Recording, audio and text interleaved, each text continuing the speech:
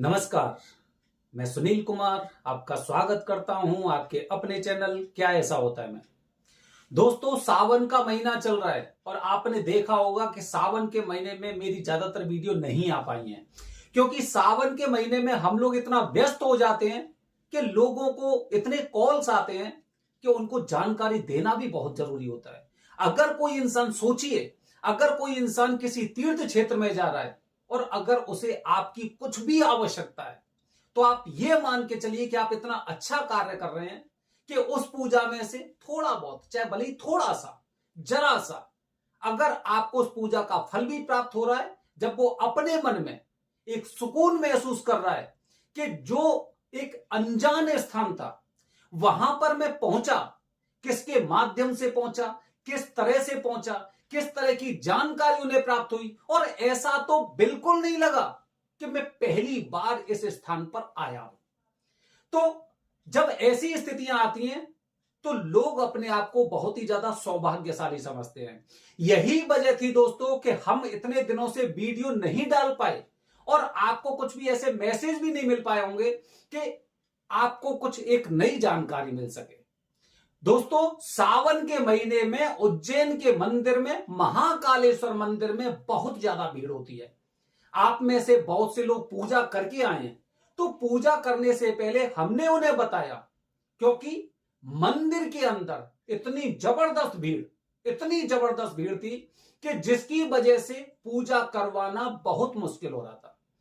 इसीलिए जिन लोगों से संपर्क हुआ उनको हमने बताया कि सबसे पहले आप बुकिंग कराइए, क्योंकि जब भी हम मंदिर में कोई पूजा करवाते हैं तो पूजा के लिए एक रसीद ली जाती है।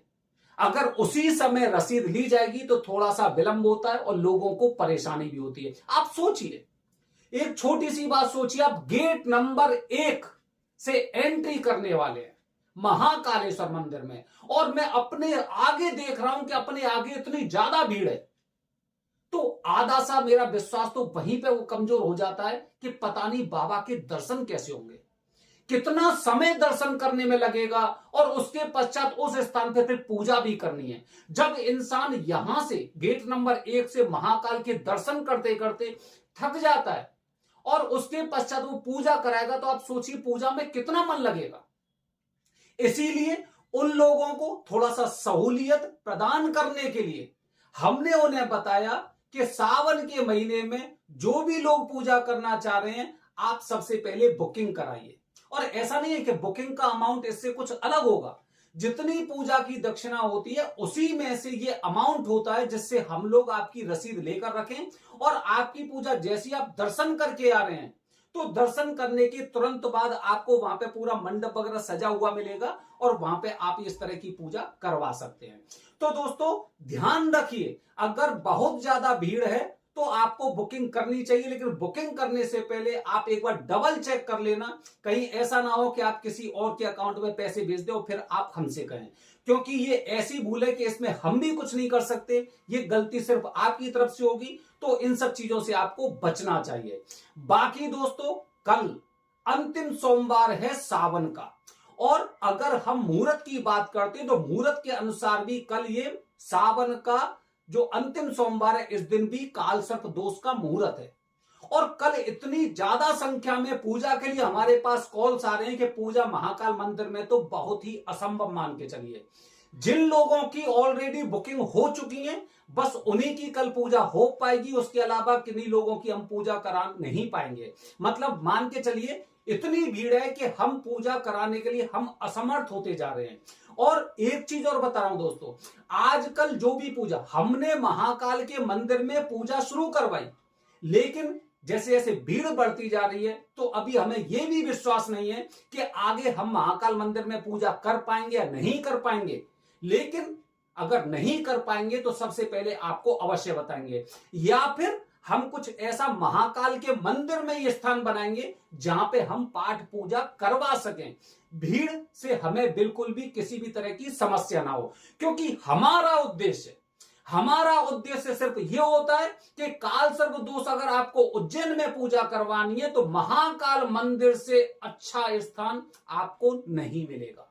पूरे उज्जैन में नहीं बल्कि पूरी सृष्टि में आपको ऐसा स्थान नहीं मिलेगा। क्योंकि उज्जैन की बात मैं इसलिए कर रहा हूं दोस्तों, क्योंकि मृत्युलोक में, भूलोक में महाकाल बाबा की पूजा बताई गई है। तो पृथ्वी के राजा के आसपास ही पूजा करने का महत्व तो मैं क्या बताऊं, आप शास्त्रों में पढ़िए, आप वेदों में पढ़िए।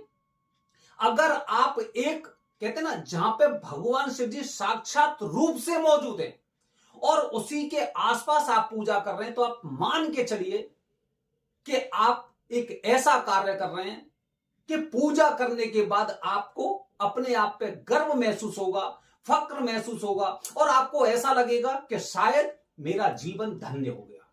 यही अपना उद्देश्य है और यही हम चाहते हैं। क्योंकि अगर आप उज्जैन की बात करें, लोग घाट पे पूजा कराते, हम नहीं कराते। हम कभी घाट पे पूजा नहीं कराएंगे। हमने शुरू से देखा है कि घाट पर हमारे पितरों की पूजा होती थी। हमारे भी पंडा थे जो सोरोजी में गंगा जी के घाट पर, वहां पे लोग हमारे जो पितर थे उनको वो श्राद्ध वगैरह करते हैं, वहां पे पिंडदान करते हैं, वहां पे जल तर्पण वगैरह करते हैं, वो करते हैं। ठीक है, तो घाट पर जो गुरुजी बताए गए हैं वो पितरों की पूजा के लिए बहुत अच्छे रहते हैं कि आप उनसे पितरों की पूजा करवा सकते हैं। लेकिन उससे पहले भी आपको देख लेना चाहिए, डबल चेक। देखिए, हम हमेशा डबल चेक की बात करते हैं क्योंकि हमारा समय जाएगा, हमारा पैसा जाएगा। तो ऐसा नहीं कि घाट पे कोई भी बैठा हुआ उससे पितृदोष की पूजा करें, नहीं। हमें पता होना चाहिए कि इनकी पूजा की पद्धति कैसी है। क्या कहीं ऐसा तो नहीं कि कोई इंसान यहां पे आया हो और उसके साथ कुछ गलत हुआ हो। क्योंकि सनातन धर्म के अनुसार हम ज्यादातर कहीं पे जाते हैं तो हमें यही जानकारी मिलती है, यही पता चलता है कि वहां पे मुझे इतने की पूजा बताई गई थी और उसके पश्चात मेरे इतने पैसे खर्च हो गए। तो ये भी आपको ध्यान रखना चाहिए, अपने दिमाग में ये चीज बसा कर रखनी चाहिए। बाकी हमारी तरफ से ऐसा कुछ भी नहीं है।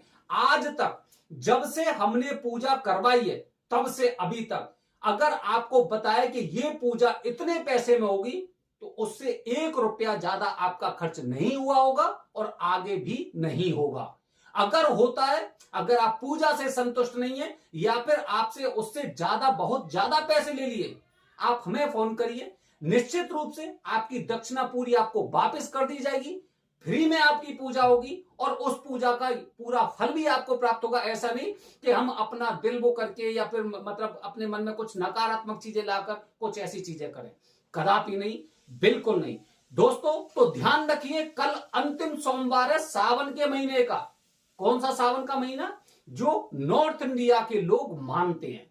लेकिन काफी लोग दोस्तों ऐसे होंगे जिन्हें सावन में पूजा तो करनी थी लेकिन किन्हीं ना किन्हीं कारणों में व्यस्त हो गए, जिसकी वजह से पूजा नहीं कर पाए। तो उनके लिए भी द्वारा से अवसर आने वाला है कल के बाद।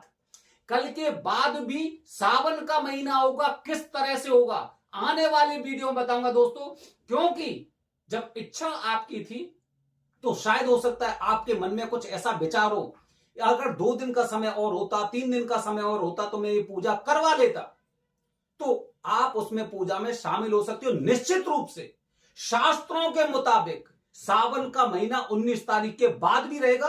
आने वाली वीडियो बताऊंगा, देखते रहिए कि आखिरकार किस हिसाब से 20 अगस्त के बाद भी करीब 15 दिन सावन का महीना रहने वाला है और उसमें पूजा का फल बिल्कुल आपको वही प्राप्त होगा जो सावन के महीने में प्राप्त होता है। बने रहिए हमारे चैनल के साथ दोस्तों, आने वाली वीडियो में बताई दिया आपको। हर हर महादेव, हरिओम।